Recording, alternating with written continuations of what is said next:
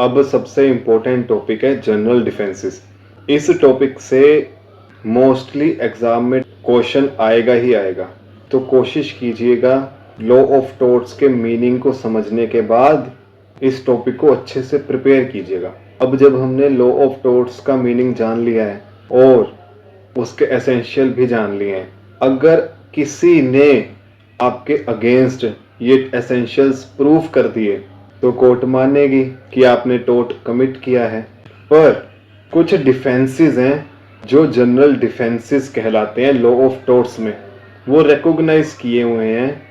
As an defences कि अगर आपसे कोई टॉर्ट कमिट हुआ है उन डिफेंसेस में किसी एक में,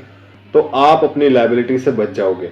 सबसे पहले जो आपके अगेंस्ट केस करेगा वो होगा प्लेंटिफ, और जिसके अगेंस्ट टॉर्ट का केस फाइल होगा वो होगा डिफेंडेंट।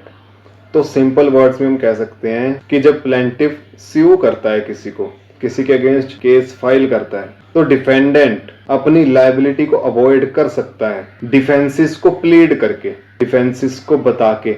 कि मेरा जो एक्ट था वो इन डिफेंसेस में फॉल कर रहा है या इस पर्टिकुलर डिफेंस में फॉल कर रहा है, तो मैं अपने इस टॉर्ट के लिए लायबल नहीं हूं। क्योंकि बहुत सी सिचुएशंस ऐसी होती हैं, जैसे आप फॉर एग्जांपल देखोगे एक्ट ऑफ गॉड, इसको हम आगे आगे समझेंगे, पर फॉर एग्जांपल लीजिए कि एक्ट ऑफ गॉड के अंडर आपसे कोई टॉर्ट हो गया, तो इसमें आपकी तो कोई गलती नहीं है, इसीलिए आप अपनी लायबिलिटी से बच जाओगे। तो लॉ ऑफ टॉर्ट्स में जनरल डिफेंसेस में हमारे पास एक वोलेंटाई नॉन फिट इंजूरिया होता है, एक प्लेंटिफ द रॉन्ग डूअर होता है, एक मिस्टेक होता है, एक्ट ऑफ गॉड होता है, इनएविटेबल एक्सीडेंट होता है, एक नेसेसिटी होता है, स्टैट्यूटरी अथॉरिटी होता है